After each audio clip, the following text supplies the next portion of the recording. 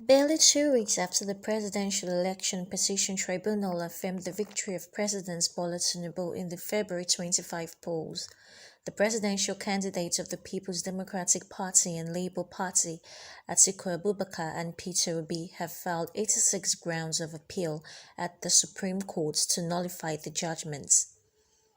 The two candidates in separate appeals filed on Tuesday asked the Apex Court to set aside the PPT ruling and nullify Tinubu's election, describing the verdict as erroneous.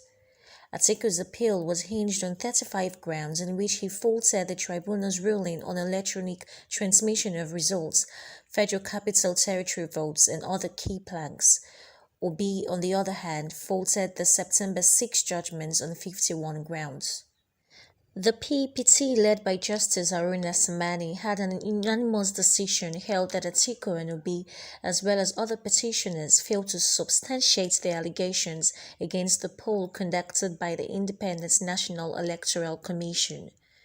The justices stated that the documentary and oral evidence presented before them could not prove the claims of irregularities, corrupt practices, non-compliance with the electoral guidelines, and other allegations for which the petitioners had asked the courts to void Tinubu's election.